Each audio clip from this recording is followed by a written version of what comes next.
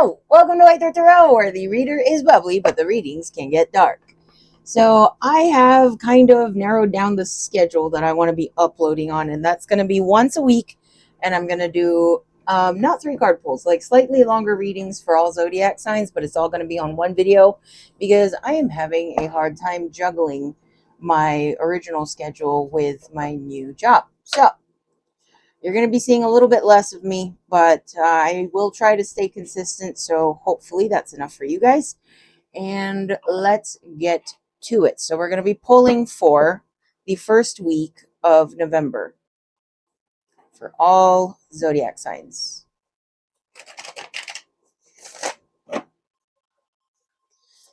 Starting with Aries.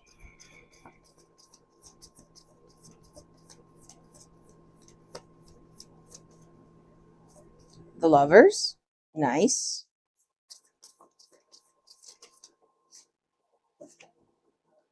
The World.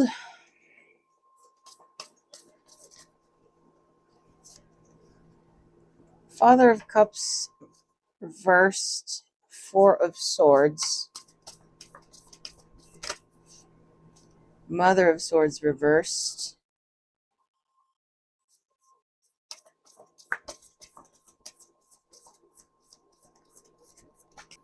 Let's see. We got Strength in reverse. 2 of Pentacles. Son of Pentacles. 3 of Swords reversed.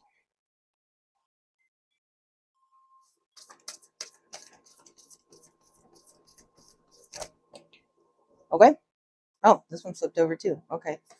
Daughter of Swords reversed.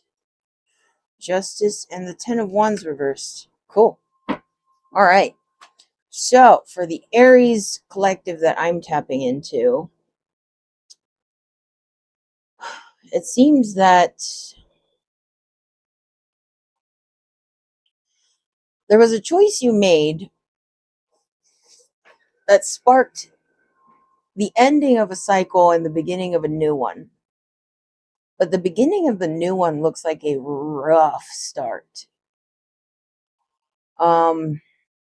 Pretty much the only uprights that we have here are the Lover, the World, and originally the World was upside down, but it felt right to flip it back upright. 4 of Swords, Justice, and the 2 of Pentacles.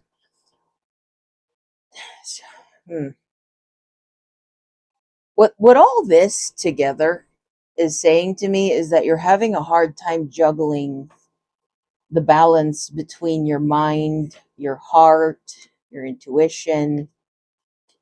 I say that because we got the Father of Cups reversed. 4 of Swords is about turning inward. It's about healing, recovery. It's about staying put for a while until you figure stuff out, right? And we got the Mother of Swords in the reverse, and she's about discernment. She's about like that mental energy. We got Strength in reversed, and that's when Strength is in the reverse, it's about pride and ego. Because Strength in the upright is about, power that comes from the heart.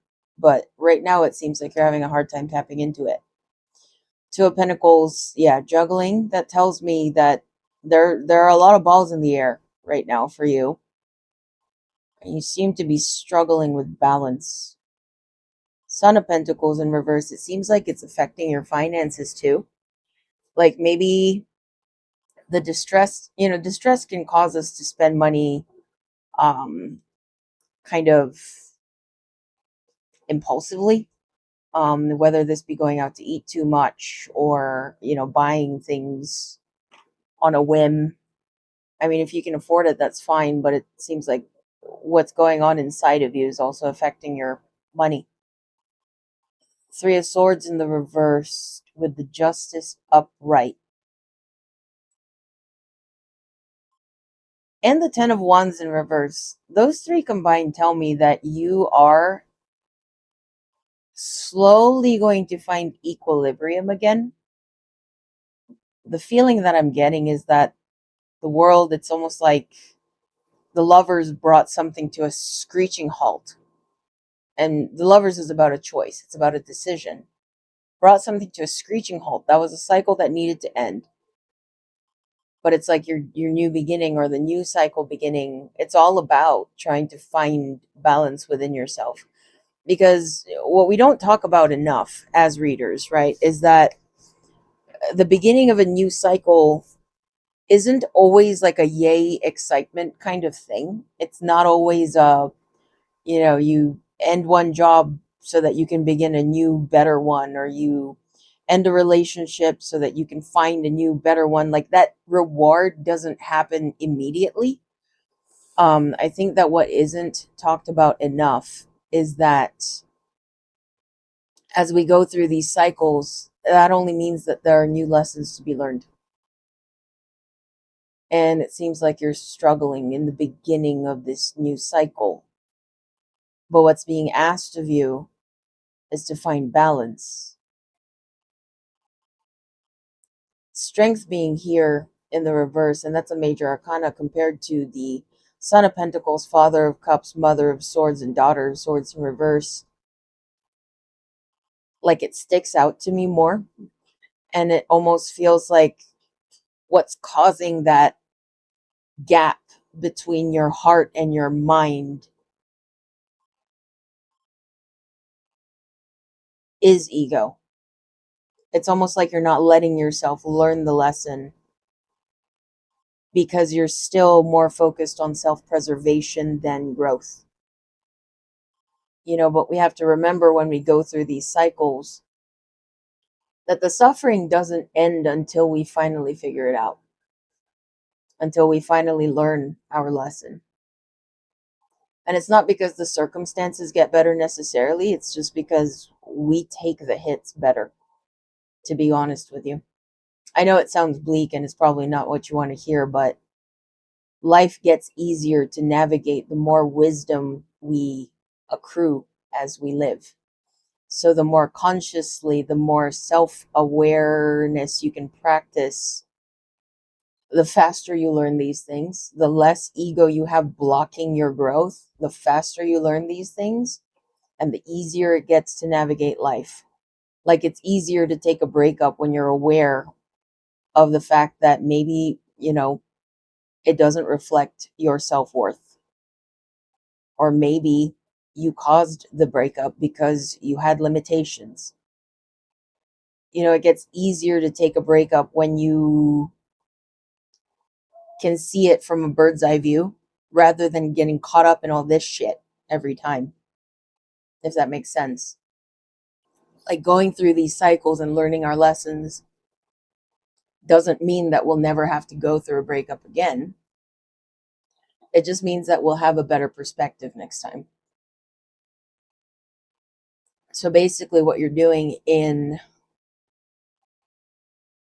stunting your own growth, in this case, by fighting the way you feel, fighting what you know, trying to protect what you are and what you have rather than opening to the possibility of growth, to the point that you're probably using escapism to get out of the feeling, to get out of the lostness, instead of turning inward, staying put, and just taking a good, hard look at yourself. All of that only means that you're delaying your own growth, you're stunting your own growth. And until you figure that part out, every cycle is going to look the same. Whatever situation it was here that ended will have ended for naught, because the cycle will repeat itself. But you're only delaying getting to here, where you can genuinely heal, genuinely put down the burdens, genuinely let go of the pain, and either make it right in the situation or within yourself. Yeah, this to me looks like, it looks like you're rolling down a hill and you keep hitting the brakes instead of just coasting. And basically, I'm just here to tell you that if you just let go of the brakes and you let yourself free fall through your feelings and accept them as they are, admit them to yourself, name them, identify them, they lose their power over you. Because right now it looks more like your feelings are controlling you rather than you having control over your feelings. And that's a really delicate balance. It's a really difficult thing to just teach or to just, you can't just read about it and learn. It takes practice. It takes a lot of self awareness, it takes a lot of honesty with the self to be able to balance between controlling your feelings without suppressing them. I've been going through my own jumble of things lately, and I found the pattern in my life that I tend to get discarded. It's a pattern, it's a thing that when I look back I realize has happened to me many, many times. I tend to approach, you know, all of the things in my life, work, friendships, relationships, romantic relationships, my hobbies, everything that I do, I tend to give my all. I approach it as genuinely as I can, as unguarded as I can, because I refuse to become hardened by my experiences. I refuse to be one of those people that hurt other people so that I don't get hurt. But what that often ends up meaning is that I do end up getting hurt. I end up being the one hurt because I was the one that showed up with an open heart. And so I've learned, though, in admitting to myself that I feel humiliated, I feel used, I feel disregarded, like naming those emotions one by one and identifying them and accepting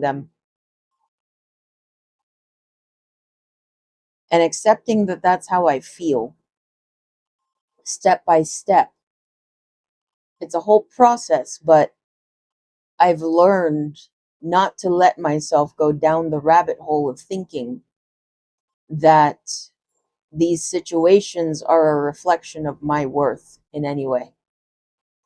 They are simply reflections of the capacity of the other person or the workplace or whatever it may be. Because I gave it my all. I always give it my all.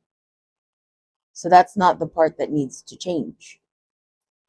What I ended up learning is that I need to accept it. I need to recognize it and accept it when I am not being appreciated.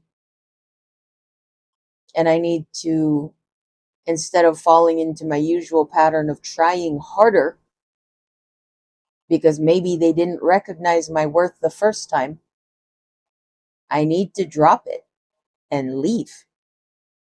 And I need to continue to be strong enough to keep showing up the right way. Because I'm used to taking those hits at this point. It's just they always hurt more because I kept blaming myself after the fact. And I need to quit doing that. So that's kind of this in action. Balancing the heart, balancing the mind, not letting your emotions control you. Because if I let my emotions control me, I would stay so much longer in situations that I need to leave. So I've had to learn to accept, okay, I still feel attachment. I still feel empathy. I still want to give to this, but I know now that in situations like this, when the situation looks like that, trying harder isn't going to make it better. They'll only continue to take advantage. And being able to make those head over heart decisions when need be is when your heart and your mind are in balance. When you can recognize your heart and what it wanted, what it needed in this situation, and mentally understand that what it wanted and needed cannot be found there. That's balance between the heart and the mind. So basically, free fall. You're stunting your own growth by refusing to do so. You're out of balance, you're out of whack. Let yourself feel so that you can heal. The new beginning doesn't come until you're ready for it. And it might just be another lesson because the growth never ends. It might not be the ultimate reward. But even with that in mind, the growth that you go through here, it's not for naught. It's not all for nothing. That's what life is. Slowly improving ourselves, little by little, through experience. But it only works that way when we're willing and able to absorb these experiences as lessons. You see what I'm saying? It's the difference between swallowing things whole versus chewing your food. You absorb the nutrients better if you take the time to chew. When we take the time to reflect and learn from our experiences, that only makes life more decadent. It only makes us more colorful. Another thing that's coming to mind right now is the phrase, you can't live your whole life bypassing. Stop, pause, feel. I know that's hard for Aries to do because Aries likes things fast. I'm an Aries Venus myself, and I do exhibit a lot of Aries traits, so I get it. It's not fun to pause and sit through the suck, but it is a very necessary process. Let's pull one more for the advice. High Priestess, your intuition won't lead you wrong.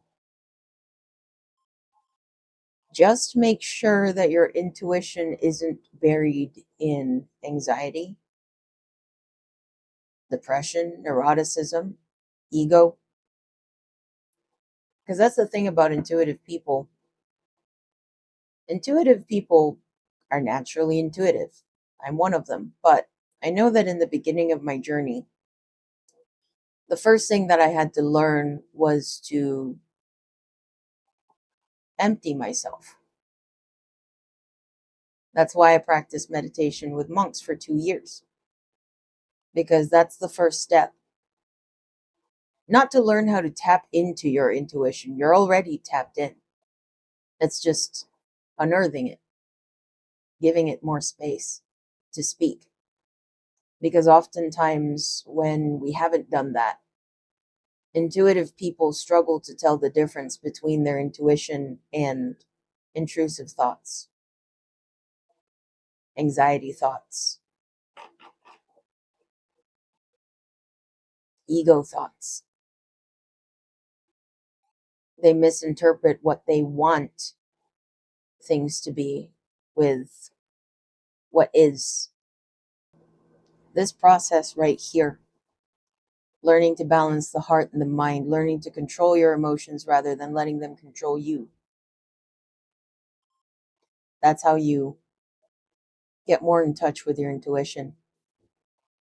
That's how you learn to let it lead your life. You first have to learn to trust it. And for your own intuition to be trustworthy, you first have to go through this. All right. Next, we are moving on to Taurus.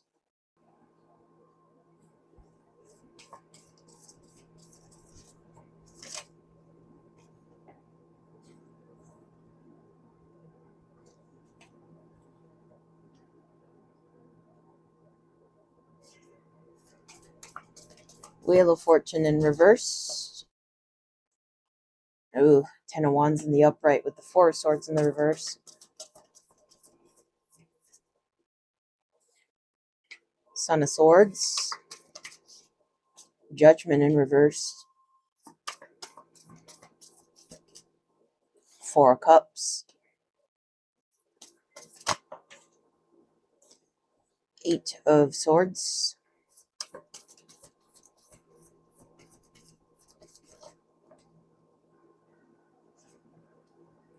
Ace of Pentacles.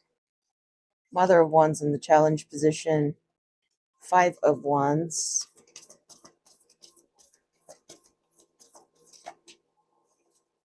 Seven of Pentacles in the challenge position.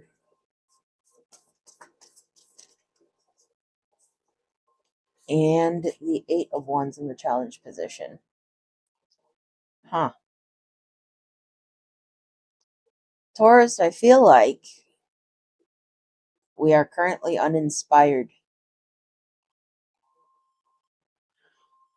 Wheel of Fortune in reverse. It seems like something bad happened. Past tense. Four of Swords in the reverse. It's like you went too deep down the rabbit hole while introspecting. It's like you went into a period of introspection, but stayed stuck there. Ten of Wands, heavy burdens. Son of Swords, sudden communication.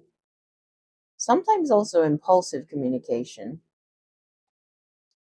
Judgment in reversed. This feels like a very swimming energy. Wispy. Four of Cups, letting opportunity pass because Eight of Swords, you feel stuck. Ace of Pentacles, you have a new opportunity that either you got or is coming. But Mother of Wands in the challenge position, Five of Wands, you're still in a very defensive energy. Guarded. Seven of Pentacles, where do I want to invest? That's in the challenge position. It feels like indecisiveness. And I say uninspired because the Eight of Wands is also in the challenge position. This feels like for example, let's say someone just broke your heart to smithereens and you're sitting in the suck. You know, you're introspecting and you're trying to figure out what was the lesson here? What can I learn? How can I improve? And then that just turns into, it snowballs and you're like, why is my life like this? Why is it always like this? You know, nothing ever comes easy. No one ever stays. It's like there's a pattern in your life that you have recognized. And it hurts to think about. And you don't get why. It keeps repeating. Son of Swords, Judgment in reverse. This feels like you're trying your best not to just lash out at people. Because Son of Swords, again, is impulsive communication.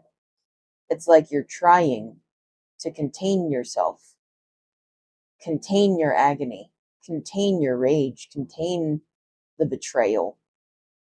With the Four of Cups, Eight of Swords, Ace of Pentacles, like this whole bottom spread here, it's like, for example, someone broke your heart, right? And you're sitting in that energy. And then let's say someone new came along and it's just the wrong time. It's just the wrong time because you're still trying to heal. The Wheel of Fortune in reverse, it really reminds me of the world. Just because of the circular nature of the artwork. It almost feels like you're not just healing from this situation in particular, because the Ten of Wands is a accumulation of burdens. It feels like now you're trying to heal from your whole life. Like you're going through some heavy energy while trying to maintain your composure. The Eight of Swords, it also kind of reminds me of your surroundings poking at you. Poke, poke, poke, poke, poke, because everyone expects you to function the same. And it's like this new person comes in, this new situation, opportunity comes in, and you're like, I need to be left alone. I am still in that mindset of hurt. And I can't just leave that behind and be like, okay, awesome, new thing, cool, moving forward. That's not how this is working. That's not how this works. That's not how healing works. You know, like if a baby's crying on the floor because you took their toy and then you give them a new one, you know, they might be able to just immediately grab the new one and be like, yay, toy, you know, but it's a little more complex than that. This is mourning. This is grieving. This is loss. And it's bigger than the situation itself. You're grieving the way life is. I'm a Taurus myself, so I know how Taurus tends to be. They tend to be the backbone to everybody around them, and it's like right now you're just like, I can't. I can't. I can't be strong for other people right now. I can't be strong for myself right now. You know, Eight of Swords, everybody's like, oh, you're so strong, you got this, you can handle it. You move on, forward, onward. And you're like, I can't. Not this time. And with the way that you're trying to self-contain, it's almost like you're not even really asking anyone for help. All you are asking for is the space to go through this the way that you need to. All you're asking for is for no one to add more to your plate. You're not asking for anyone to fix you. You're not asking for anyone to help you. You're just asking to be allowed to fix yourself, because only you know how to do this right.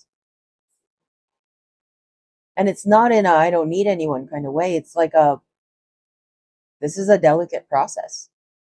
It's almost like if you're designing a room, right? And people keep giving you input on how you should do it. You start to get annoyed at a certain point. Or if people offer to help, but you wanted it just so, you wanted it a certain way.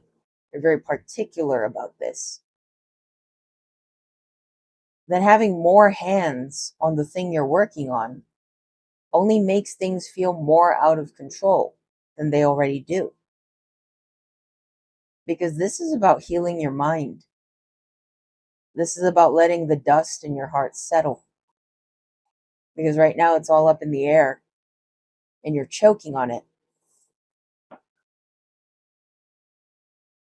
And when it comes to our innards, how we are, how we feel, how we want to learn to think, what lessons we want to take from these things, it's not up to anybody else how we do this. It's not up to anybody else how we turn out from this. Basically, you want autonomy. But that's the thing about people. They have a hard time keeping their mouth shut. Even when they don't know what's going on. Even if they don't have the full picture. People have a hard time just saying, I have no opinion on this, or I don't know what to say. Because people tend to not like not knowing things. But in situations like this, that nature of people can be very damaging. It can make it so much worse when they don't know what to say, when they don't get it, but they try to force out some attempt at saying something. So basically what you're saying here, Taurus, is I don't need anyone to fix me. I know I need to do this myself. All I ask is that people stop hurting me more. The Emperor for the advice card. The Emperor is about leadership. It also represents Aries in the deck. So when we think of Aries characteristics, they tend to be trailblazers, leaders, but more in the traditional sense. They're known for being brave, headstrong, do first, think later kind of vibe. So what this is telling me, honestly, is to continue to be mindful of your temper. Because when a bull snaps, they destroy everything and everyone in their wake. Heal properly so that you aren't a ticking time bomb. If you need to ask for space, ask for it. If people disregard your request, understand that that means that they don't respect you or truly care about you. Because when people try to force through things like that, it's not about them wanting to help you. It's about them needing to soothe themselves. It's about them feeling helpless. And this comes from a genuine place of care. But when they try to force their way through,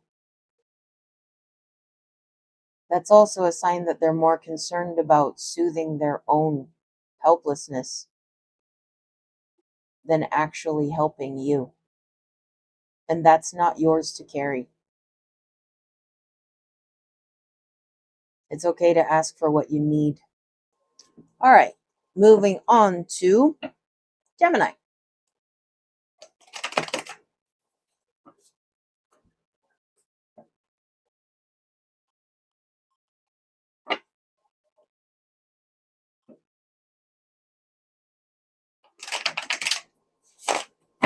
All right. Ace of Swords.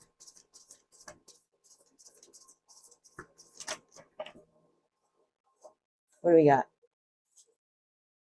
The Hermit. The Hangman in the challenge position.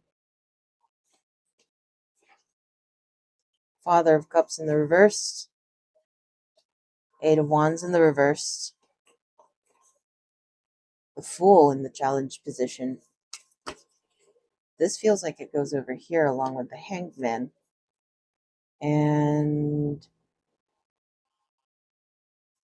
Son of Pentacles and the Nine of Swords also in the challenge position. Four of Pentacles and the Six of Cups reversed.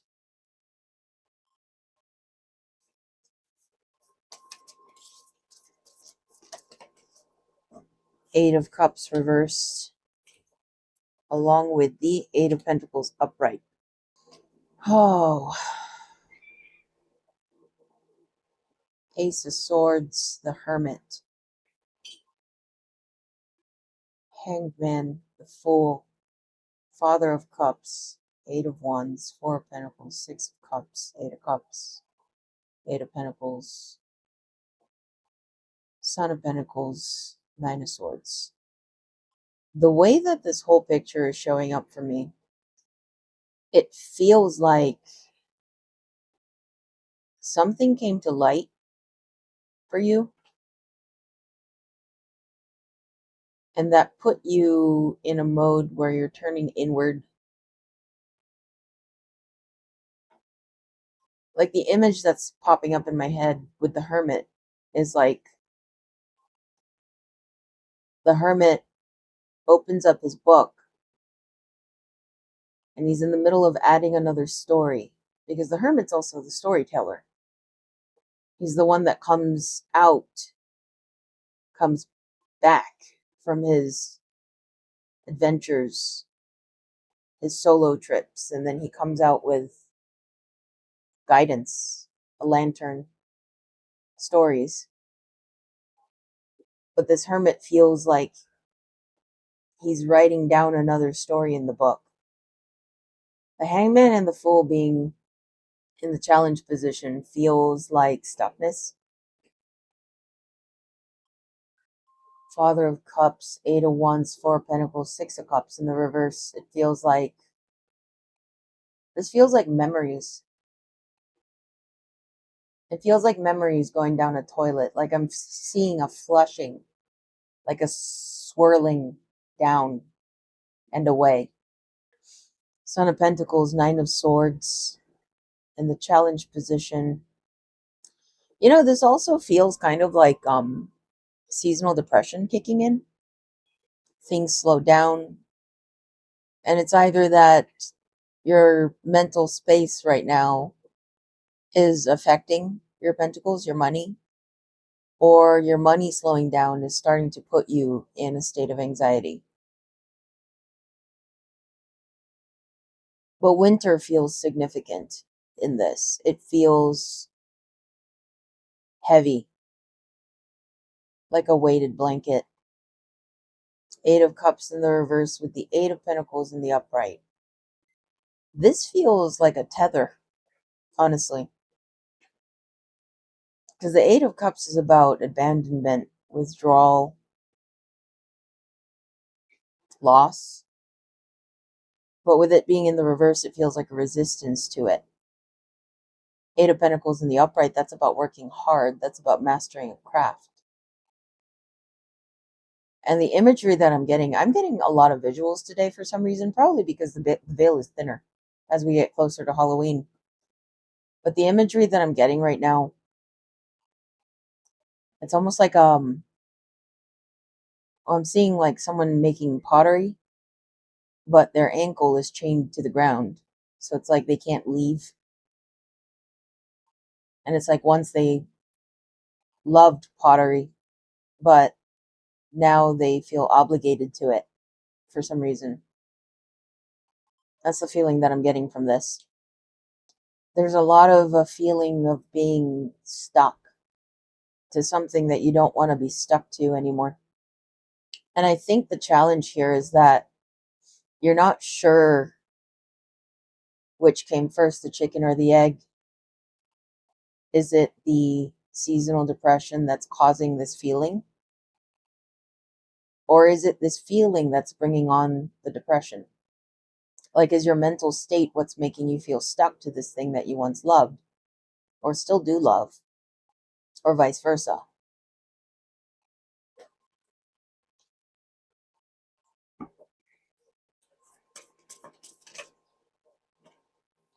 Father of Swords. The Father of Swords is decisive. He's discerning. He is observant. Okay. So, something that I do when I feel overwhelmed is I write things down.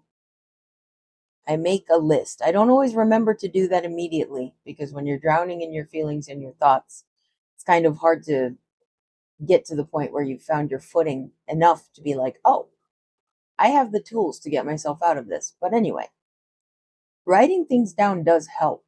Itemizing your worries. I do this with other people too, when they're kind of going on about all the things that are going in their life. I'm like, okay, let's make a bullet point list. What's bothering you? What's the first thing that's bothering you? What's the biggest stressor? And you go from there. Naming your problems, listing them out, organizing them, getting them out of your head. Because I know not everybody's like me, but I don't have words in my head. images, abstract feelings, thoughts, nudges, not really words. And so putting them out in lists tends to help me figure out this.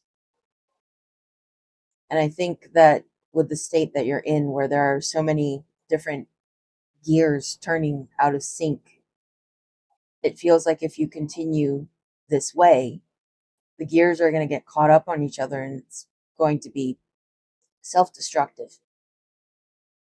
So it feels like you need to just make a list,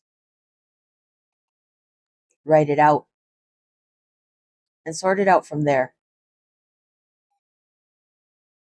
Because this feels like uncertainty as far as whether you feel the way that you feel because of something that happened, or, if something is happening because of the way you feel. So with the Father of Swords, it's talking about getting more into that mental energy and trying to first address this intellectually, logically, rationally. I've noticed that the pattern with myself, at least, is that I fall into this jumble mess of stuff. And then I go, aha. And then I write things down, or I list it out. I externalize it somehow. And then I let myself feel what I need to feel. So basically, this is just saying you need to get to that step. Now, moving on to Cancer.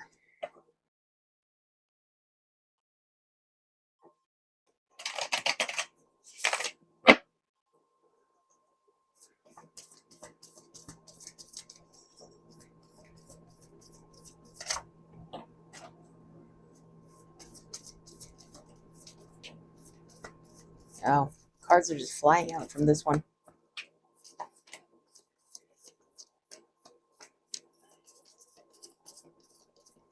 Okay. Ten of Swords, challenge position. Chariot reversed. Ace of Wands, challenge position. Mother of Cups reversed. Daughter of Cups, challenge position. The Moon. Nine of Wands. Father of Wands, challenge position. And I'll be right back because one of the cards just flew across the room. I was mistaken. It was the Ten of Pentacles in the reverse and the Five of Wands in the reversed. Two cards that flew across the room. This feels like the imagery that I'm getting is someone that's trying to climb up a hill made of sand. It's like you're struggling to get traction to go up. The Moon and the Nine of Wands together indicate to me a want and an effort to recover, to find your way out of the muck. But the Mother of Cups and the Chariot in the reversed tell me that the problem is that what you think is the solution, what you think is the way out from the Moon into the Nine of Wands, which is about recovery, persistence, hope. It's like the thing that you think is going to get you out of this, it feels like a financial hole, probably stemming from an ending of some sort with the Ten of Swords there. This conflict energy that's affecting your money and your emotions. Ace of Wands in the challenge position, Mother of Cups in the reverse, the Chariot in the reverse, Daughter of Cups, Father of Wands in the challenge. Yeah, it feels like your motivation is to get out of this, but the thing that you are doing to get out of this, it's not something that you want to do. That's the problem. It's like there's no motivation there. There's a motivation to get out, but there's no motivation as far as how you're getting out. For example, let's say you need more money. After this ending, you're in a position where you need more money. And so you decide to get a second job, but your heart just isn't in it. That's really not what you want to do. And all of that forcing yourself to go through the motions, to do what you feel like you need to do to get out of this situation, your heart's just not in it. And when you're doing something that your heart isn't in, it's like it makes it 10 times more exhausting. It's kind of like we can, like, once we get home from work, like the day seems to just fly by, even though technically that you had 8 hours at work and, maybe like 5, 6-ish hours after work to do whatever you want. It's like those 5, 6-ish hours feel like an hour, you know. And this is assuming that you don't have kids to take care of when you get home. You don't really have any house chores going, and you actually get to do what you want. It feels like time just flies. But then when you're sitting through something that you don't want to do, but you have to, it feels like the clock is just stalling. So this feels like something that you're pushing yourself through because it's how you're going to get out. It's how you're going to recover. It's just 10 times more exhausting, and it's draining a lot of your energy because your heart's not in it. Oh, well, these are advice cards. Me personally, I kind of hate this, but I guess I'm just the interpreter. Because the advice seems to be, see, we have the 9 of Pentacles in the reverse here, but we have the 10 of Pentacles in the upright here. Then we have the Hanged Man. The Hanged Man is about seeing things from a different perspective. And the reason why I hate that is because I know it's not that simple. It doesn't feel that simple to just see things from a different perspective. But it came out with the 10 of Pentacles. So what this feels like, when I look at it as a whole, it's like, okay, you go through all this, you lose your 9 Pentacles, but when you get out of this, as you're doing the thing that you don't want to do to get out of this, you're actually increasing your revenue, your abundance even more. It's like you're not just recovering back to baseline, you're recovering beyond what you've ever had. So the seeing things from a different perspective piece, it feels like yeah, okay, this sucks, but look at it this way. You're getting beyond what you used to have. You have more abundance than you've ever had. It's kind of what's coming to mind is means to an end. And it's like focus on the end. The means sucks, but focus on the end. Another thing that's coming to mind here too is that when you get into the 10 of Pentacles energy, that opens doors for you, that opens more possibilities for you to hopefully eventually find something that doesn't suck as bad. Something that doesn't drain your energy as much as this does. But it's almost like you know how they say you shoot for the stars, you land on the moon? Or you shoot for the moon, land on a star, whichever way that goes. It's almost backwards. It's almost like you aimed lower and you wound up somewhere higher. And for some reason, that feels like it needs more emphasis right now. Maybe just to motivate you to keep going. I'm also hearing you're so close.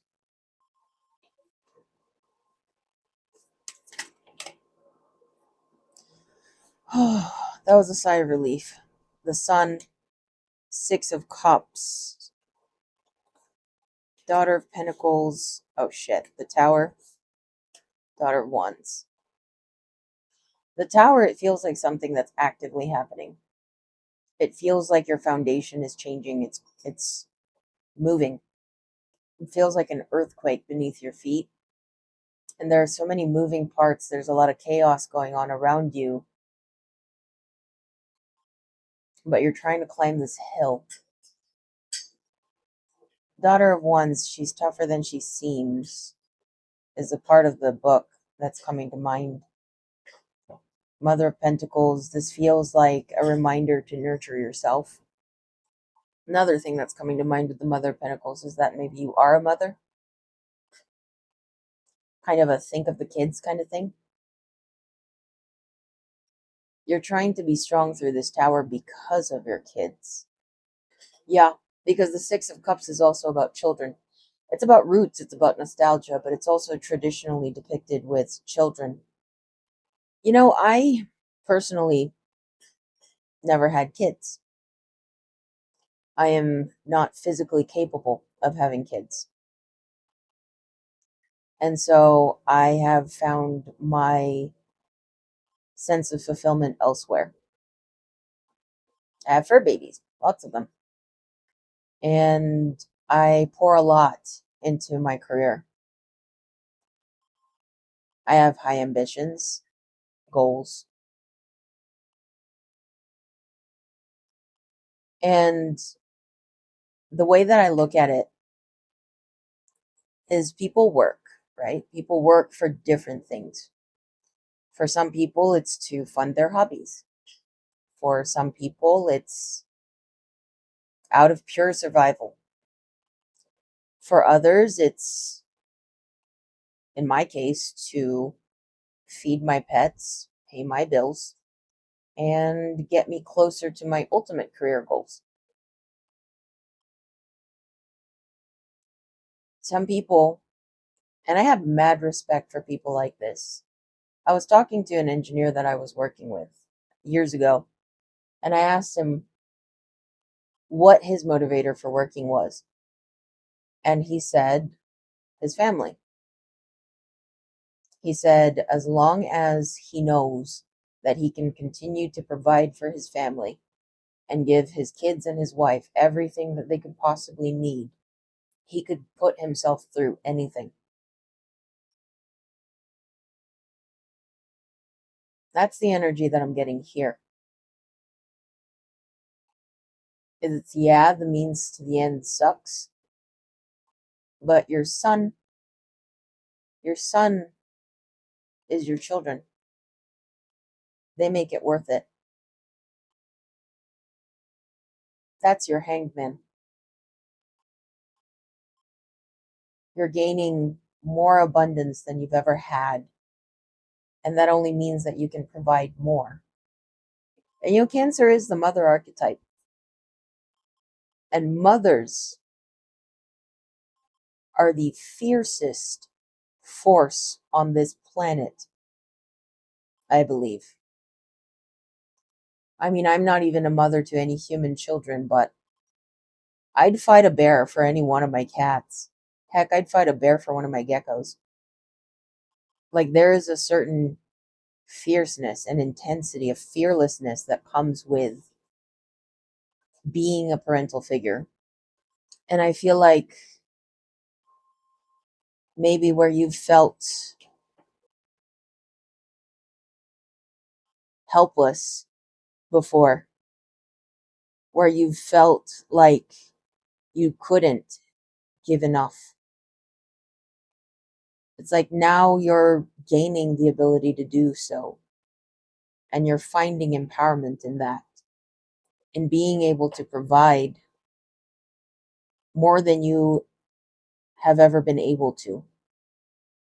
The advice, I don't have any, to be honest. I don't want to tell you to be strong because you already are, and you already know to. I don't want to tell you to keep going because it doesn't seem like you're planning on stopping anyway. I have nothing to say. And I guess the reason why this is coming out in the reading, though, is because maybe you just needed that acknowledgement. The I'm proud of you. I see you. I see what you're doing. You're doing great. I'd even tell you to remember to take care of yourself, to nurture yourself through this, because it does really feel like you're sitting in suck making this happen. But I feel like the beings that you nurture are nurturing you back. And that's how you keep going. So I have nothing to say. In a good way. Moving on to Virgo. No, Leo.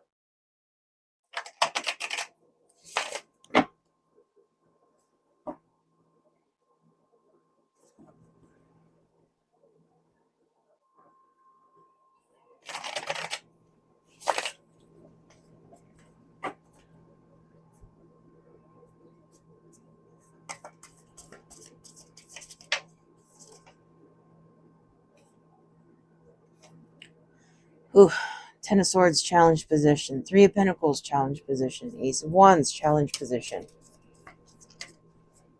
Justice, upright. Judgment, reversed.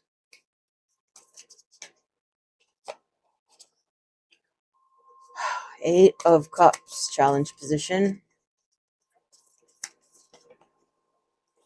Got the Two of Wands in the upright. Four of Wands in the challenge position. Ace of Swords reversed. Son of Wands upright. Five of Cups keeps popping up for you guys. Seven of Swords reversed. Oh, Leo. I'm just getting the same message that I've always gotten for you guys since I started this channel back in September. It's a repeated message, which sucks because you fluctuate between finally seeing your worth and going back to the dried up watering hole. So we got the Ten of Swords challenge, Three of Pentacles challenge, Ace of Wands challenge. That feels like you know an ending needs to happen, but it's like every time you try to make the plans to leave or to end it, something goes wrong. Ace of Wands, that's an inability to initiate. With the Justice in the upright and the Seven of Swords in the reverse, the Seven of Swords for me, I mean, it's the card of deceit. Being in the reverse, it, instead of meaning the opposite, for whatever reason, the Seven of Swords in the reverse always feels like it only makes it more crooked.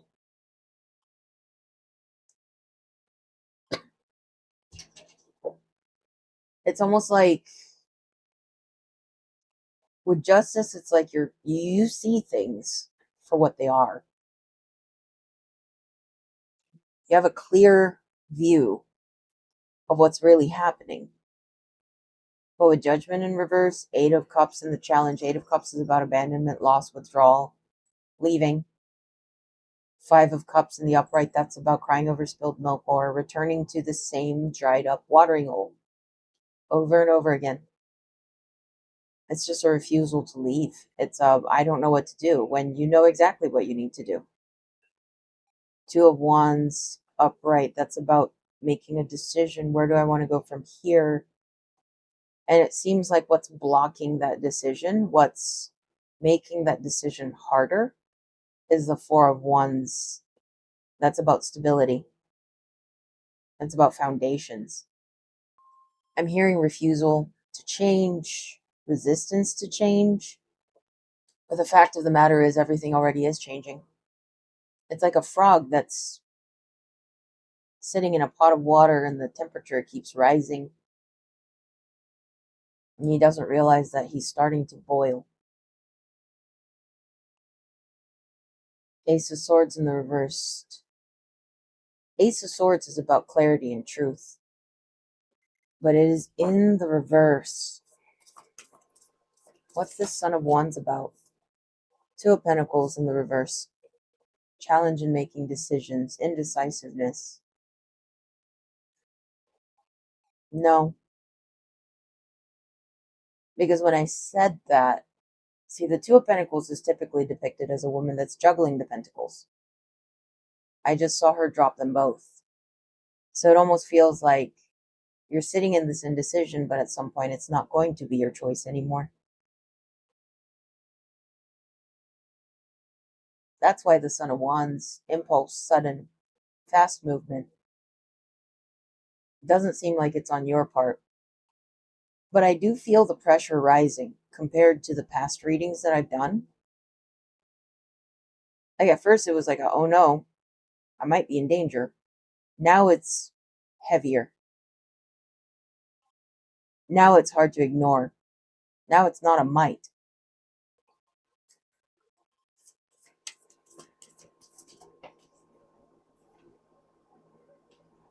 The Empress in the challenge position. The Empress is about intuition, but it's also about hidden things. Because the Empress is secretive. Or not the Empress, the High Priestess. Sorry. The High Priestess is about secrets. Clouded intuition is also coming to mind. And it almost feels like the intuition, it's like you're willingly putting the blindfold on. Why would you do that to yourself?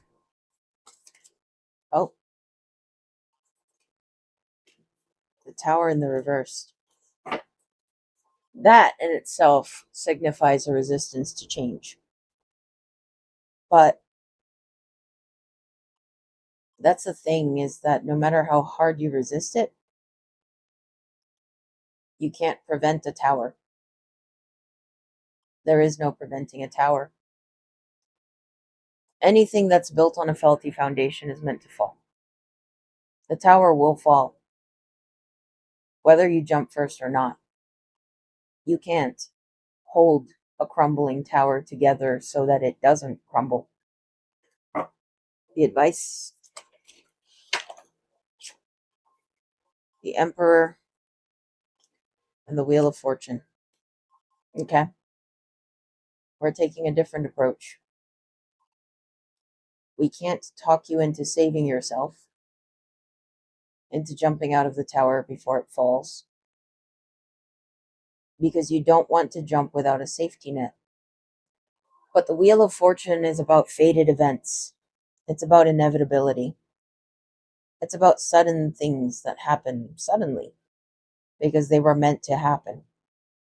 So now what we're saying is, if you won't jump, the very least you can do is prepare for the fall. Prepare for the crumbling of the tower. Because at this point, that tower, that's not optional. It can't be prevented. It can't be avoided. The only way to avoid this, the damage from it, is to jump and run as far away as you can. But if you refuse to do that, at least start figuring out a plan B.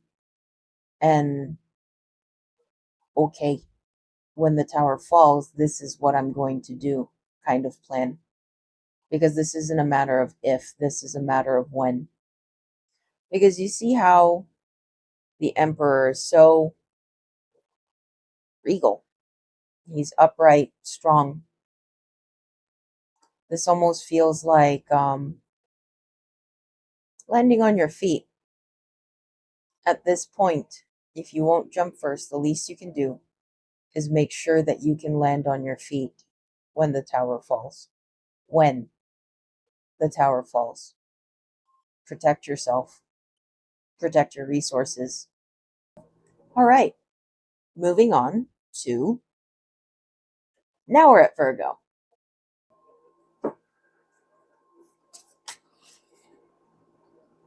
Nine of Cups.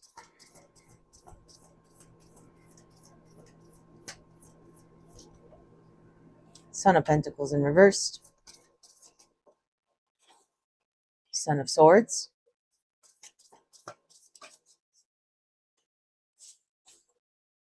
Four of Swords in reverse. I'm going to note that when I pulled that one, I heard I don't have time. Four of Wands.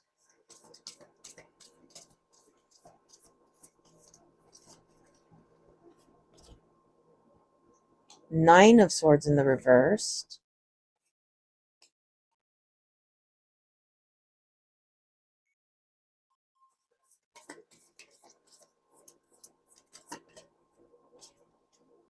Three of Cups. The Devil in the reversed. Daughter of Swords in the reversed. And the Father of Wands. They said a couple more. That wasn't a couple, guys. So we have the Lovers, Six of Swords, Ten of Wands in the reversed, Mother of Wands, Ace of Pentacles in the reverse, the World in reverse, the Chariot in reverse. Nine of Cups. Why were you saying that you don't have time for what? This almost feels like, especially with the Nine of Swords, the Chariot, the World, and the Ace of Pentacles in the reverse with the Three of Cups, it almost feels like you're trying to distance yourself from a group of people. This feels like, okay, maintaining my peace. It's like you're trying to pursue this. Four of Wands with the Lovers, like you're trying to get your life to be neater, is the image that I'm getting. It's like you're over here and let's say you're building something. Son of Pentacles in reverse, Son of Swords in the upright. Son of Swords is about quick communication. Almost feels like gossip. And it's almost like you're trying to grow beyond and past that. It's like you're over here, focused on your pentacles, focused on your foundation, focused on the things that you're trying to create and build for yourself in your life. And things keep flying in, like you're starting to see how people in your life affect your energy in more ways than we realize often.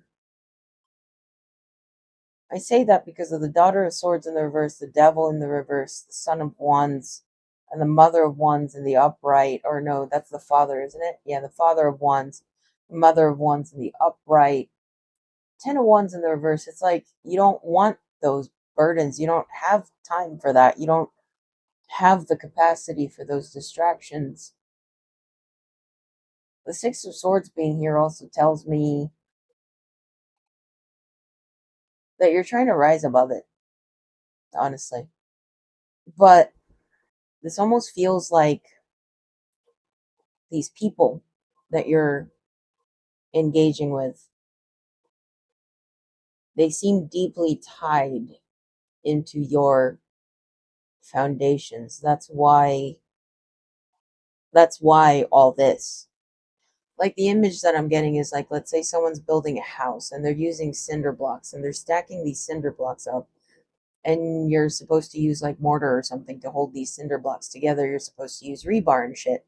But it's like in one spot, there's a piece of wood instead of rebar. You know, it's like there's one spot in your foundation that's built on faulty materials. And at this point, you've built on this faulty material. So it would take tearing the whole thing apart to be able to get rid of that one piece of wood and replace it with rebar. Huh. That's why the World in reverse. Because, okay, that's a weird visual. It's almost like there's a fly flying around your house and you keep your house all nice and tidy, nice and neat. And there's a freaking fly that won't leave. And you open the windows to try to urge it out and it won't leave. So it's like, I, for some reason, picture someone aiming a straight up cannon at the fly.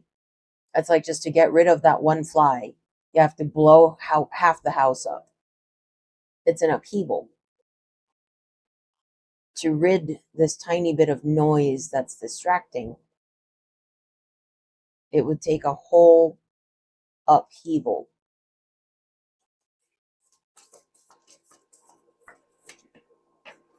That's also probably why the Mother of Wands in the upright, because she's, to me, about protecting what she has. Yep. Eight of Swords in the reverse. You're not stuck. You're not stuck, technically. You have the option.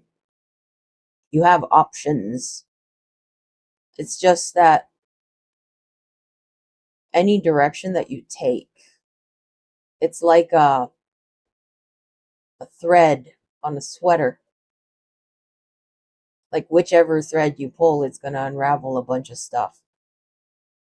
Because continuing with this noise going on, it doesn't feel like anything drastic. It just feels like something that starts to wear at you. Something that you know will erode you over time. Do we have any advice? Oh,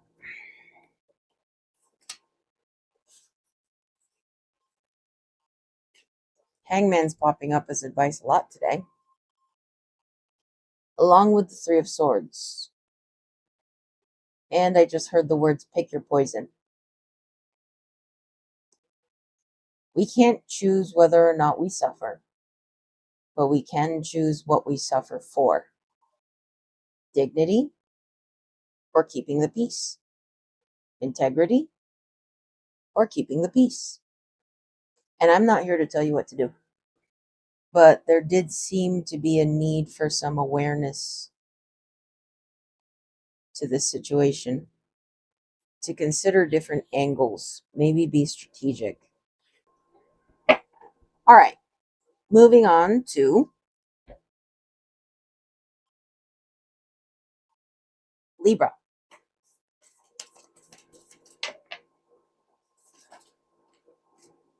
The World, Six of Swords, Three of Swords, Eight of Swords,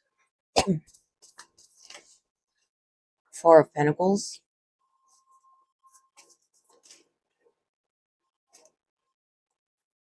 the Seven of Wands, and the Father of Cups in the challenge. Father of Cups has been showing up a lot today too. I almost wonder if it's the thingy in Pisces going on right now.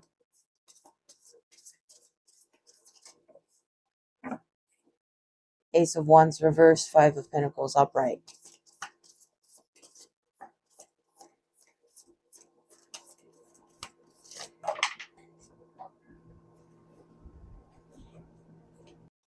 Nine of Pentacles, Five of Wands reverse, the Chariot.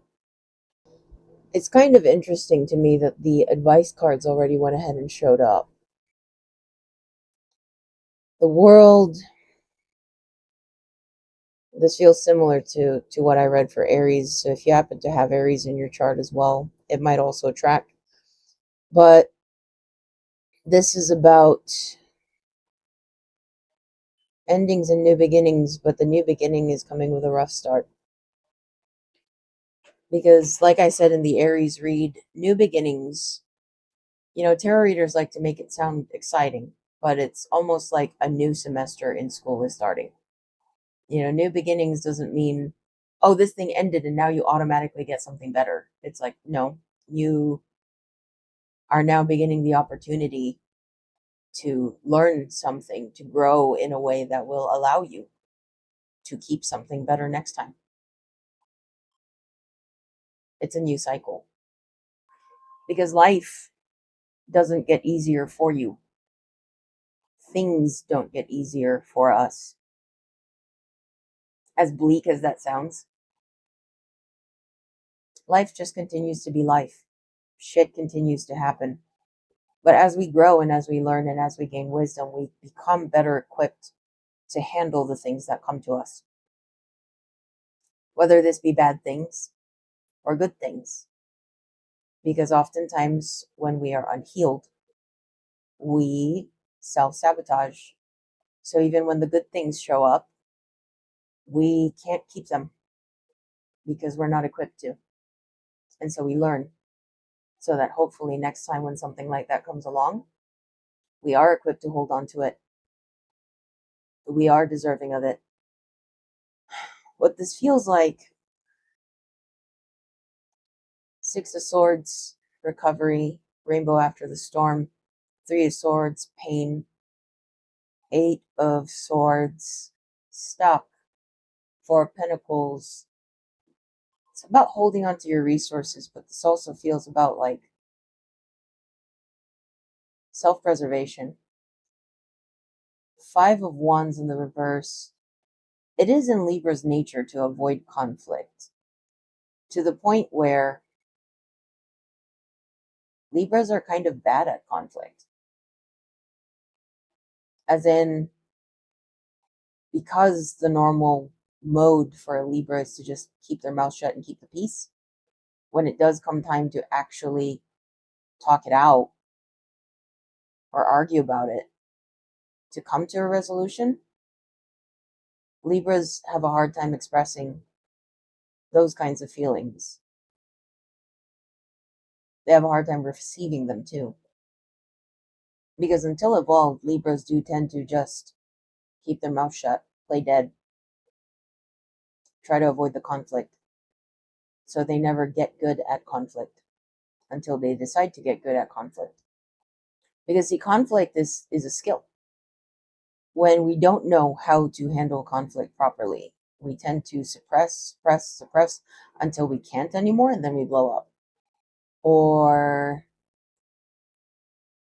when someone doesn't play along with our peacekeeping, we blow up. And that's when control issues start. Communication issues, misunderstandings. Because nothing's coming out right, it's all coming out sideways. But that's why learning how to do conflict properly is such an important skill to learn. Because you learn how to communicate forward. And communication is about expressing yourself and hearing the other person out and trying to resolve the issue together. Avoiding conflict isn't how you keep the peace. Peace is made through negotiations. Peace is not made through silence, suppression, repression, oppression.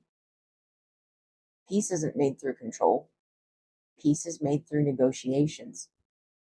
Seven of Wands, Father of Cups in the challenge, the Ace of Wands in the reversed, and the Five of Pentacles, Daughter of Wands in the reverse. It feels like disempowerment from a loss. It feels like a loss of control. It feels like a, well, that didn't go as planned kind of thing. With the Father of Cups in the challenge position too, this almost feels like, whatever this was, because you didn't let yourself tap into your heart properly, it's all coming in now. It feels like the dam broke. It's almost like, when you have a bunch of updates on your computer and your computer keeps saying, hey, you need to update, and then you just go later. And then months down the line, they're like, hey, we've got like 12 updates that we need to do now. And you're like, later. So when you do go to update your computer, it takes forever for it to complete. That. It's like your heart's been going, hey, we have an update. Hey, we have an update. And you're just like, later. And now that there is no more later, the reboot's taking forever. I just heard procrastination made this harder. Normally, I would celebrate seeing the Nine of Pentacles with the Chariot. I would be like, yay. But that just feels like an escape route too. That's why this feels like these two are the advice cards. Because another thing about Libra is that they are codependent. Or at least the default Sims character version of a Libra is codependent. And it's in Libra's nature to be codependent. But the thing about codependency is it's kind of the other side of the coin to being in tune with someone else. Libras are pretty psychic. They're pretty good at picking up on other people's emotions, on watching the other person's expressions, detecting the slightest changes in tone. They get really in tune with whoever they're with. And sometimes that can drive them to madness. Sometimes that can lead them to neuroticism, paranoia. And that's when it turns into codependency. So it's like Libras have this innate knack for connecting, but the shadow side of that is codependency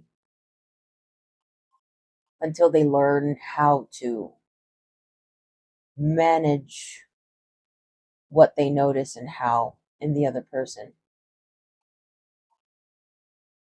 And so the task for Libras, it tends to be learning how to first be independent.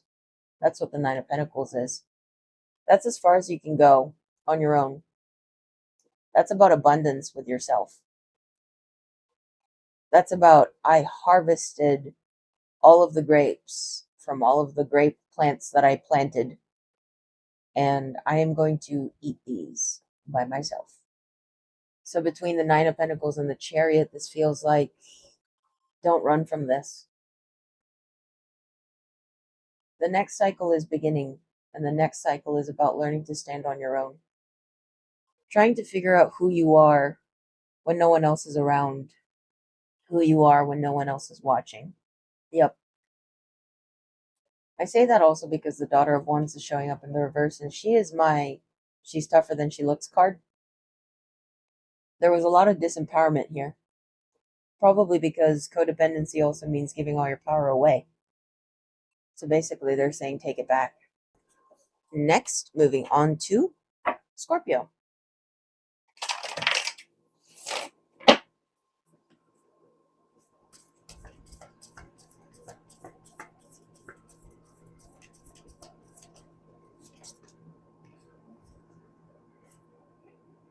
Seven of Wands, Father of Cups in the reverse. There he is again.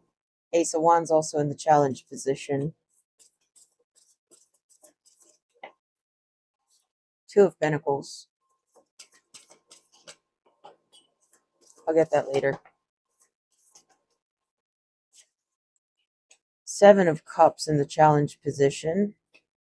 Six of Wands in the reverse. Hierophant in the challenge position. Interesting that it came out with the Seven of Cups in the challenge position. The World in the challenge position. Four of Pentacles in the reverse. And I feel like the last one is the one that flipped. And here we've got the Hanged Man again. Interesting that I'm seeing so many repeating cards. Okay. Scorpio, this feels like a warning. The cycle hasn't ended. Because the world is about endings and new beginnings. The cycle is not over. Ace of Wands and the Seven of Cups in the challenge position. With the Seven of Wands upright, Father of Cups reversed. This feels like, yeah, even the Six of Wands is in reverse. This doesn't feel over. Four of Pentacles in reverse. If anything, that feels like it's saying to be more conservative, be more self-preserving. Hierophant, higher knowledge, deeper wisdom, challenge position. This is telling me that you've moved forward from a situation prematurely. Father of Cups in the reverse. The Father of Cups is someone that pours his cup into himself. He takes care of himself. It's almost like you're stumbling out of something and stumbling into something. But the Seven of Cups is about illusion. It's about something being unseen. Ace of Wands in the challenge position, impulsive action. New inspired action or impulsive action, that's kind of where that's at. It's like you haven't absorbed the lesson yet. It's like breaking your leg, putting a cast on it, and trying to run. Two of Pentacles, juggling, making decisions. But I know I placed it there, but I place stuff where I place them intuitively. I feel like the Two of Pentacles, the juggling, the what do I choose, I feel a distance between that juggling energy and everything else. I don't know how to explain it. It's almost like there are two balls next to you and you're not even touching either of them, but you keep doing this. It's like you're doing the action of juggling things, but you're not actually touching anything. I don't know what that's about either, but that's the feeling that I got. And then we have the Hanged Man, and that's about seeing things from a different perspective. I just heard the phrase, I didn't stop to ask. So that might mean something to someone. Yeah, the Daughter of Swords is about discernment and being a little more in tune with your heart. It's a sword, so it's mind energy. It's intellectual, but she always feels like she comes with a little bit more heart than the rest of the sword family. But yeah, this feels like a warning. Externally, the cycle might be over, but internally it isn't. And it's almost like performing recovery is doing more damage than good. It's like where normally the fake it till you make it works, it's not working right now. Can we get an advice card? Two of Cups.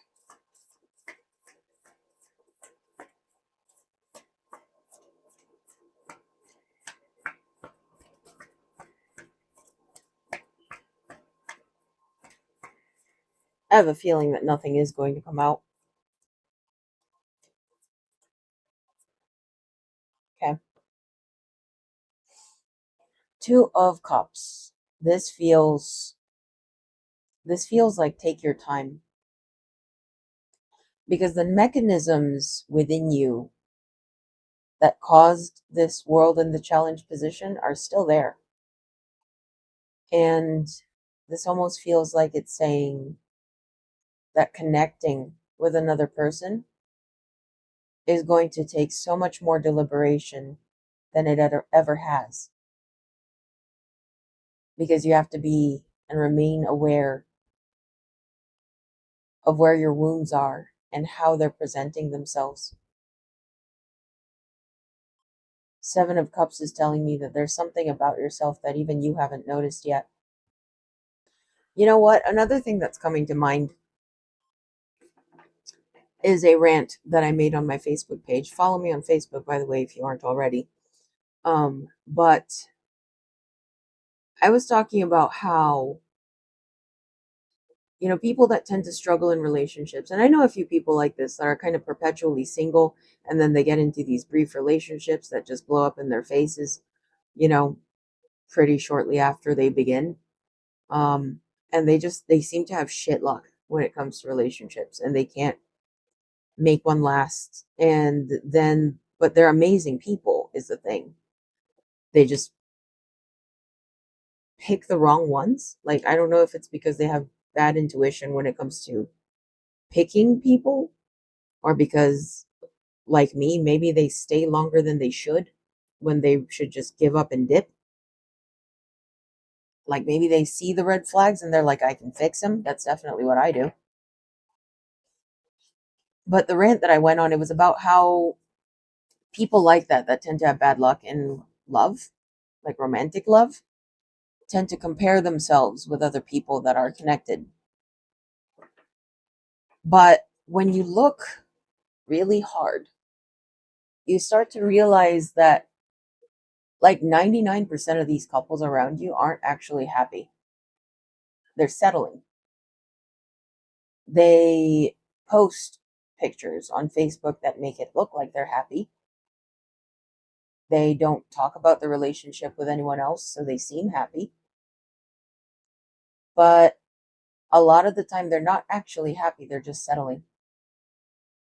The thing is, what's keeping those people together is often not love. It's not I can't get enough of you. It's not, I want to see you every day. It's, at least he doesn't hit me. At least she hasn't cheated. That's usually all it is. It's not love. It's not enthusiastic love. It's just settling.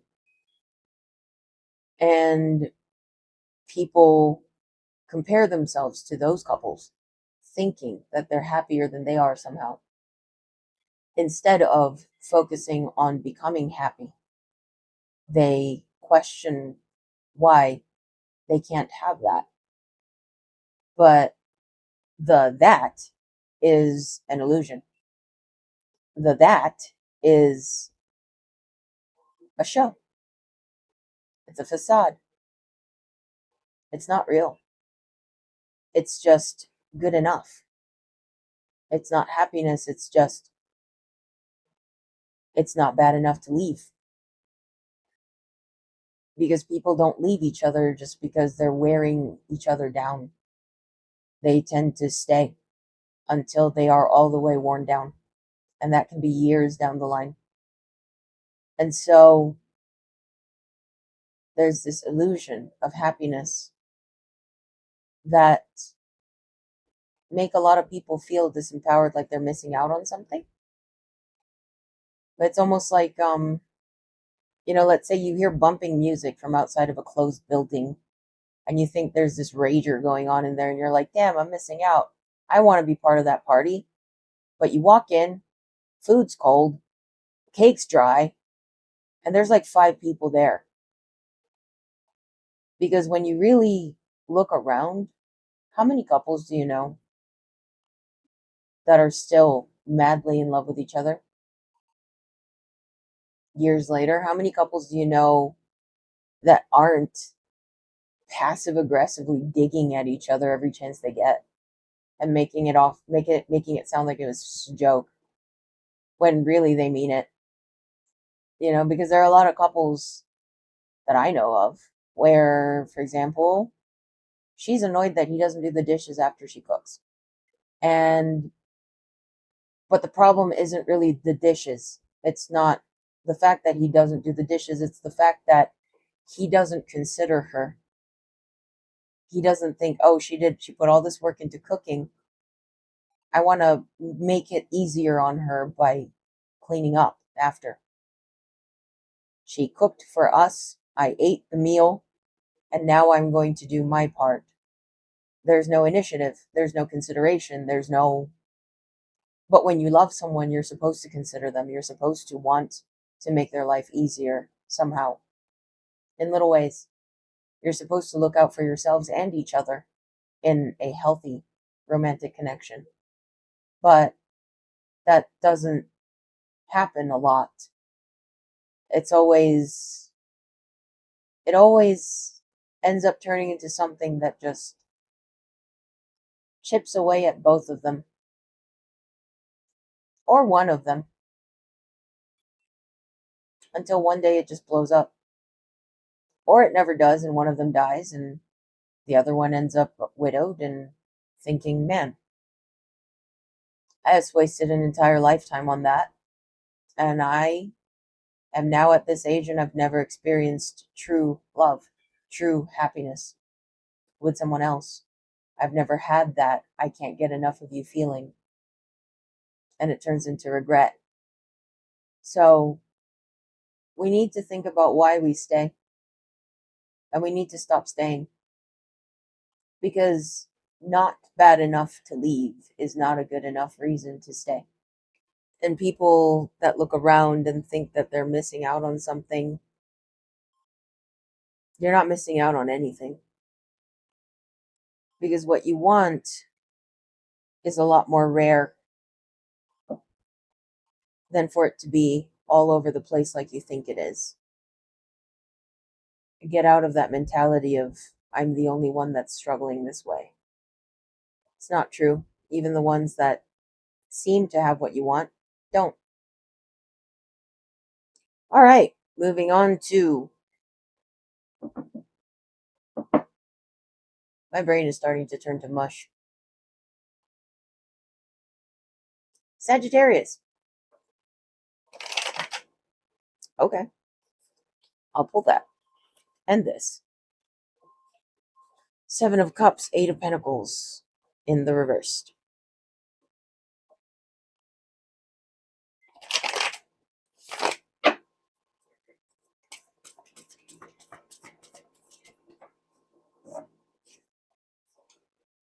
Eight of Cups in the reverse. Father of Wands in the upright.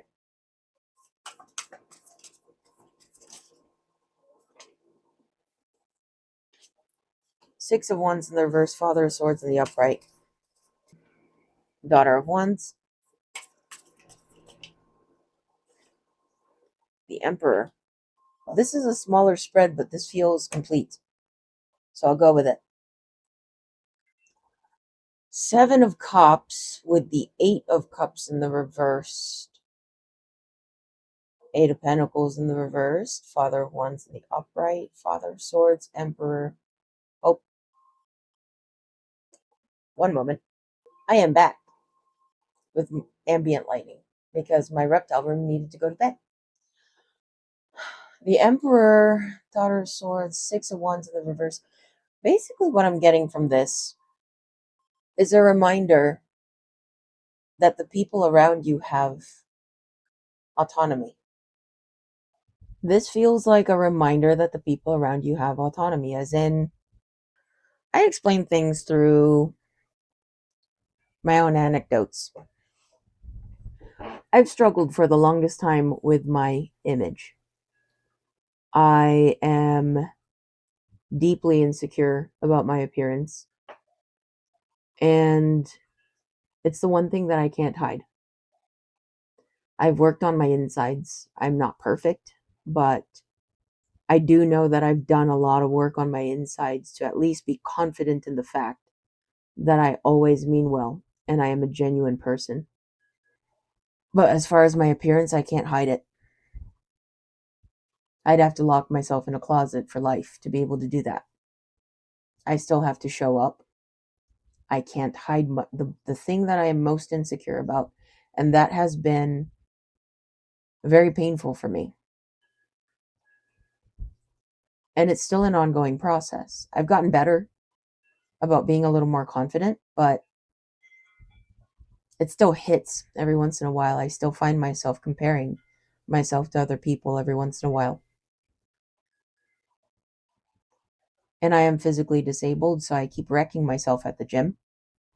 So it's a little hard to exercise consistently with a body that sometimes conks out on me. Not to say that there's nothing that I can do about it. I'm trying, but it's a process. But this feels like a why me? Not in a bad way, not in a why has God forsaken me kind of thing. It's more like a why do you want me? And something that I've had to teach myself or remind myself of when I get into that mode of why me is that other people have autonomy. Other people have the right and ability to decide for themselves what they want. And so if they decide that they want you,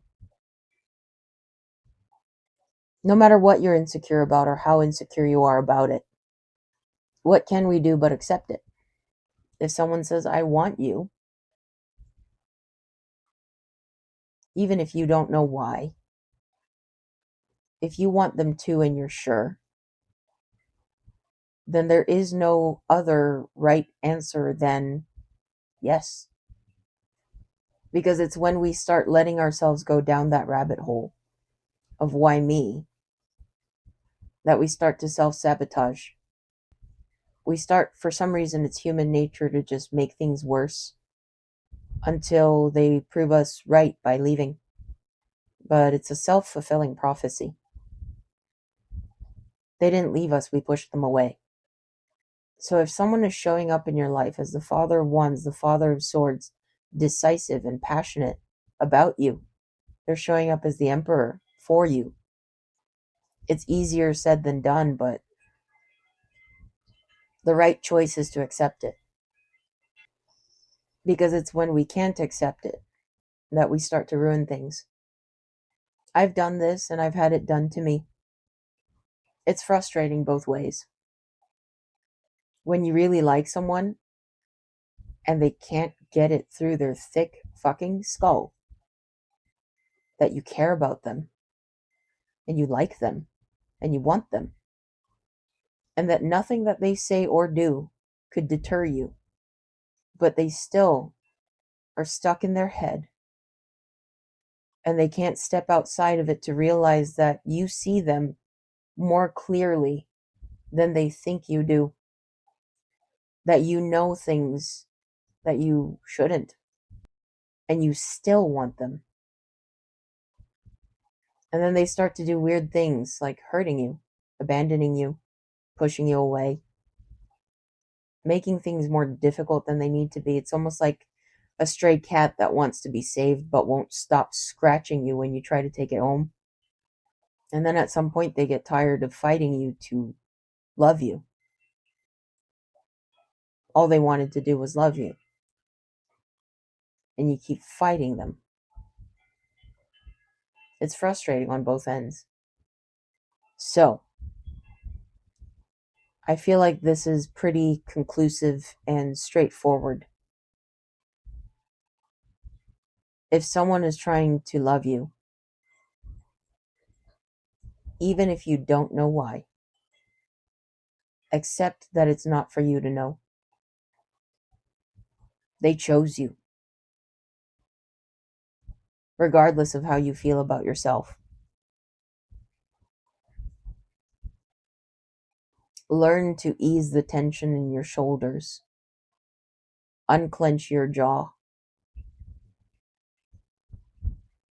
And breathe through the discomfort of being loved when you feel like you don't deserve it. Because sitting through that discomfort is how you heal the part of your nervous system that tells you that you aren't worthy of love. Sitting in the love that someone else is trying to pour into you is how you heal. But understand the fundamental truth that everyone has free will, and they're choosing to use their free will to choose you. You honor that by accepting it without resistance. All right. Now, getting into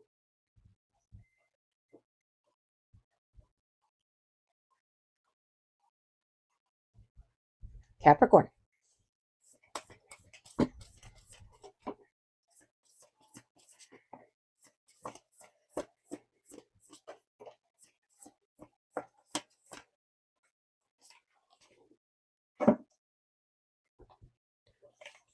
Ten of Cups, the Magician in the reverse, Ace of Cups in the reverse, the High Priestess in the reverse, Ace of Wands, Five of Wands in the challenge position,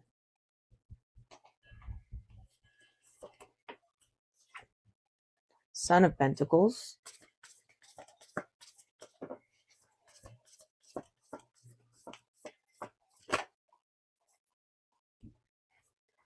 Four of Pentacles, the World, the Hierophant. This feels like the hopelessness of wanting something that you've never seen. This feels like teeter-tottering between this feels like teeter-tottering between knowing what you want but not being able to believe that it exists. This almost even feels like you're fighting your intuition on this, because it's like your intuition and that magician energy is telling you that more is possible. But there's a cynical energy here. And I say that because of the Son of Pentacles, the Four of Pentacles. Five of Wands is the conflict between two thoughts. two trains in the brain. With the World and the Hierophant, you're stepping into a new way of being, but there's a lot of cognitive dissonance along the way. And perhaps that's why the end goal is growing, it's expanding, as in what you want is becoming like you're raising the bar, but you're questioning if you're raising the bar too high. It's almost like a temptation to settle, just because what you want and what you know you deserve doesn't feel like it exists because you haven't seen it up front and close. And perhaps this also speaks to a way of being. As we grow, as we change, we're turning into versions of ourselves that we've never seen before. And there's a lot of cognitive dissonance involved in that process. Because people tend to have a very fixed idea of themselves and who they are and how they operate. But there's a little bit of danger in speaking in absolutes. Four of Pentacles, self-preservation, holding on to resources, holding on to what you have. This feels like it's talking about perseverance, because things are starting to feel like you're in a barren desert, believing in an oasis somewhere. You haven't passed by it before, you haven't seen it, but you feel it somewhere. But there's almost a part of you that's cynical, like, I haven't seen it. I'm holding out for something that I haven't seen. There's a want and a fear of the wanting because you're anticipating disappointment. But I'm hearing someone say that the world is a vast place. The universe is a vast place. And you are vast. There is so much space, so much room in this world that, of course, we haven't seen everything. So why not imagine big? Imagine that somewhere in the world there's an octopus-like creature with Dumbo elephant ears and fur. Why not believe in unicorns? Why not believe? Because there's an image that I'm getting of someone asking for proof, and they get the little bit of proof, but now they want more proof and more proof and more proof. And at some point they're saying it no longer is faith. Faith, it's not about being naive, it's not about going in blind, but it is also about knowing that you don't always necessarily have to be able to see 10 steps ahead of you. Faith isn't to be placed in the ground beneath your feet, but in your own ability to catch yourself if you fall. Faith is about continuing to try. Faith is about choosing who you want to be and becoming it.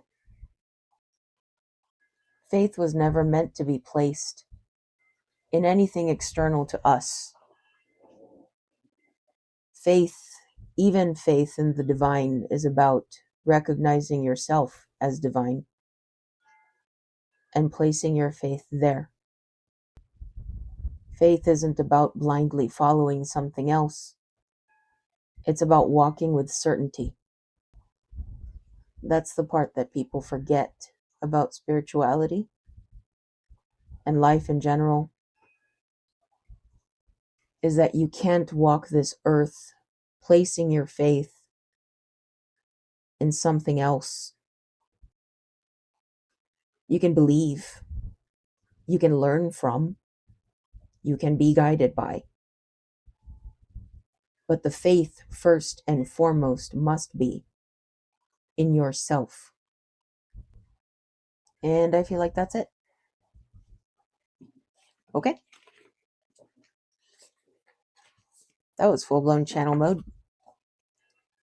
Now, let's get into Aquarius.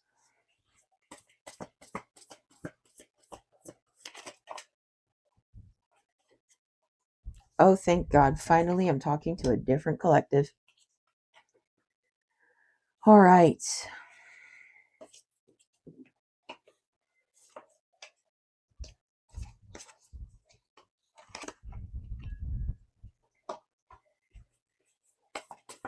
So far we have the Five of Swords, self-destruction, Three of Cups, harmony,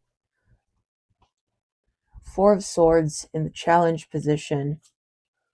That's just, it feels like it's indicating difficulty sitting through the suck. Three of Swords, that's about pain. Two of Swords in the reverse tells me that the blindfold's coming off. Six of Swords, the rainbow after the storm. 10 of Wands, heavy burdens. 7 of Swords, deceit. Mother of Swords, discernment. Wheel of Fortune. And the 8 of Wands. So what this feels like to me is I am talking to an Aquarius. I just heard the phrase putting all the cards on the table.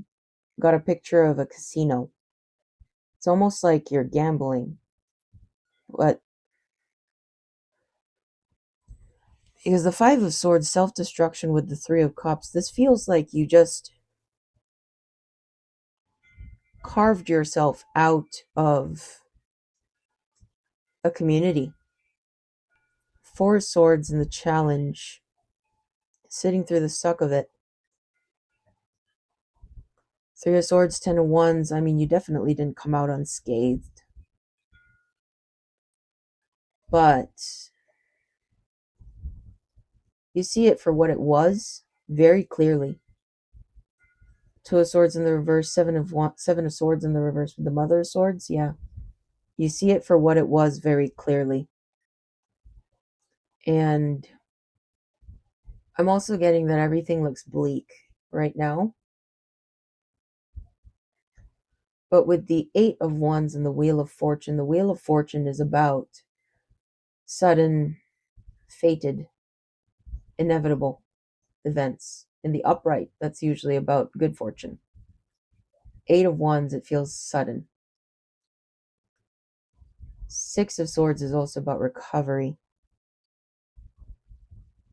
This feels like, as much as it sucks, as much as you lost in carving yourself out of this community, this area, all the people that you know, it was to save yourself from something. And I'm also picturing that sometimes you lie awake at night wondering if you made a mistake, because you uprooted your whole life. I hate to be one of those readers that just pump out false hope for people just for views. I don't do that. I don't do false hope or shallow, empty positivity on this channel. I'm bubbly, but I have integrity. So, before I say more, I want to pull more.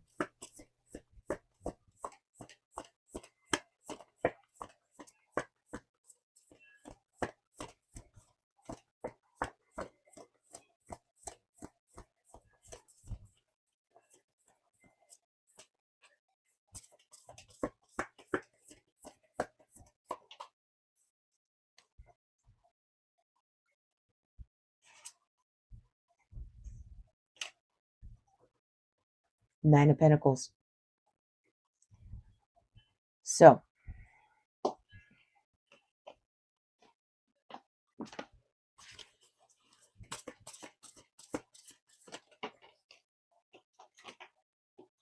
along with the world, yeah.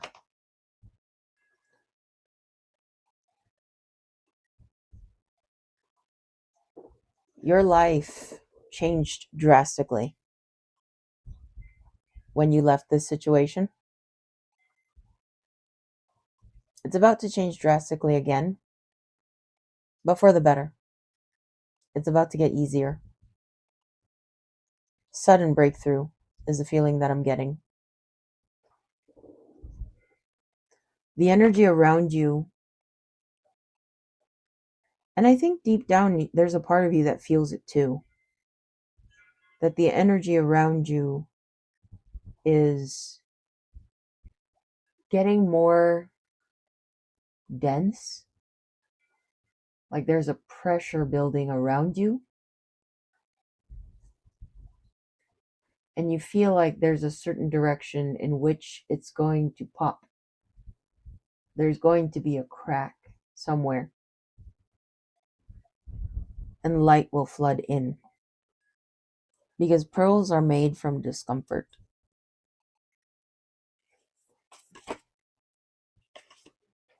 Ace of Cups.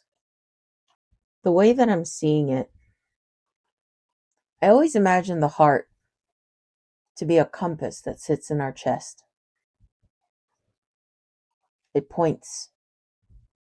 But not many people realize that the heart points.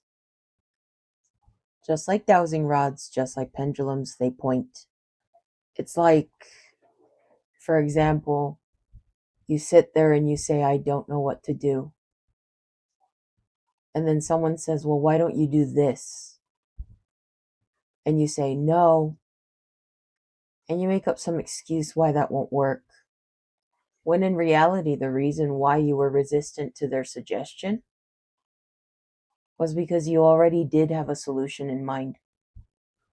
It's almost like when you ask someone, oh, I don't know, do you want the strawberry or the vanilla? And they pick the vanilla, and you find yourself feeling a little disappointed. It's because you said you didn't know, and you thought you didn't know, but deep down you knew. So there's a need, perhaps, to imagine different scenarios where you're lost. What if it turned out this way? What if it turned out that way? I applied to all these jobs. What if I got that one over this one? And imagining yourself in those scenarios, that's your heart pointing at something in particular. And sorting it out like that is how you get more in touch with your heart compass. That feels like the piece of advice for this. All right. Lastly, let's go to Pisces.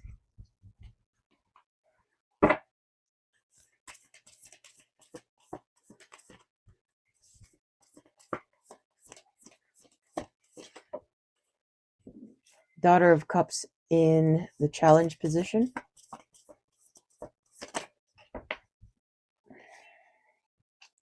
Five of Cups. Ace of Wands in the reversed. Five of Wands in the reversed. Two of Cups in the reversed. Hierophant in the challenge position.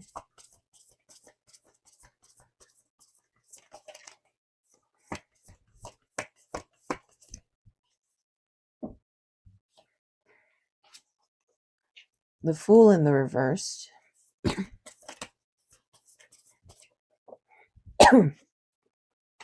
Chariot. Okay. Four of Wands in the reverse and the Father of Pentacles in the reverse. This is rough. This is rough because the only uprights that we have are the Five of Cups, and that's not a good card, and the Chariot.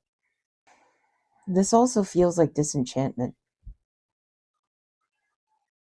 It feels disheartened. It feels unstable.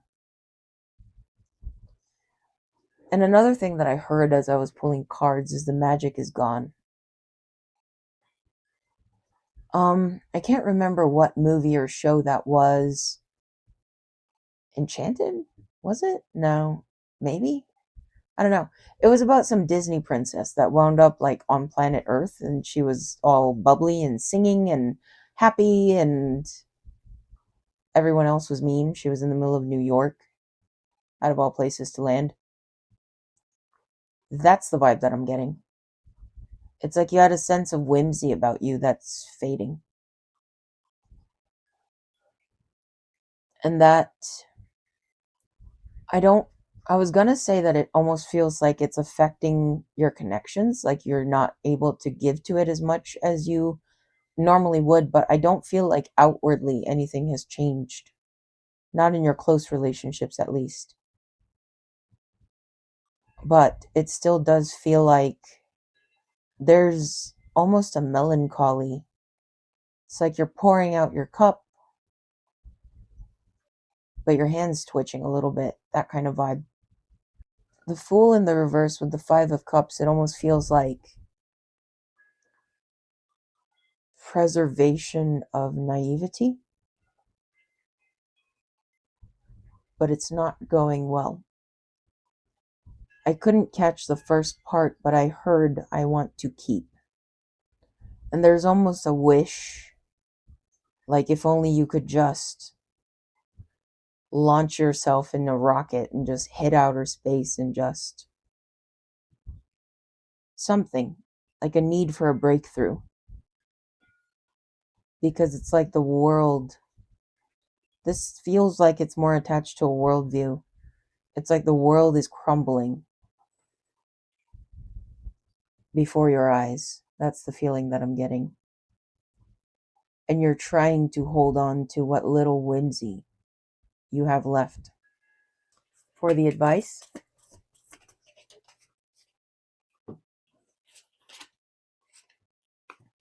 Judgment and the Ace of Swords.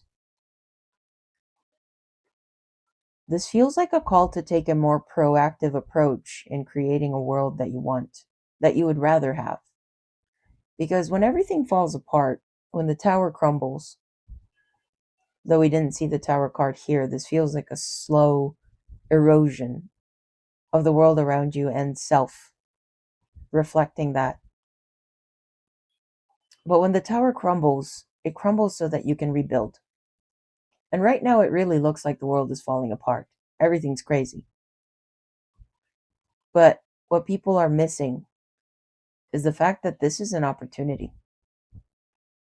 When the world crumbles, when everything changes, we get to direct where and how it changes.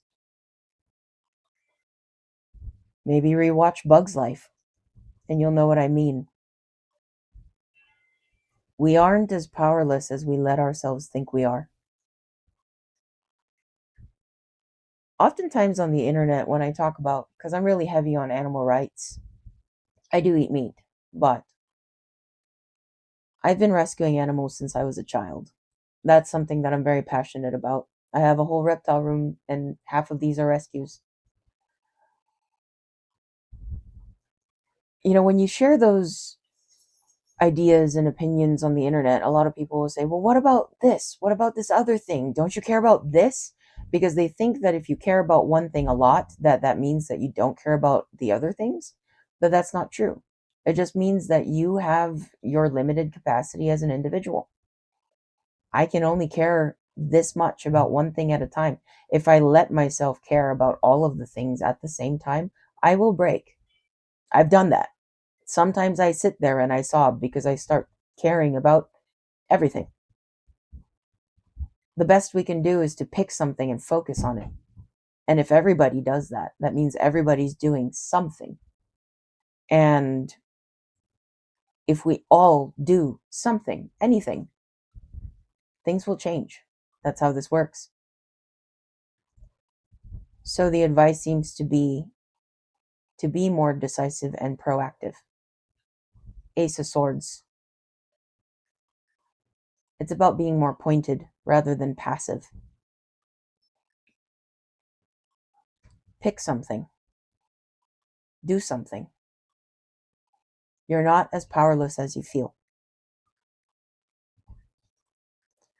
Because when we think about frequency and vibration, what dictates volume? Amplitude. Basically, when you have a tiny speaker, the sound only reaches so far.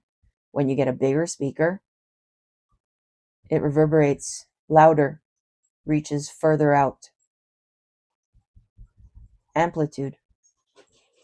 We can talk about raising the vibration all we want, but the vibration won't get any higher unless everyone starts. Amplitude. So, that's all I have for the signs for this week. That was for the first week of November.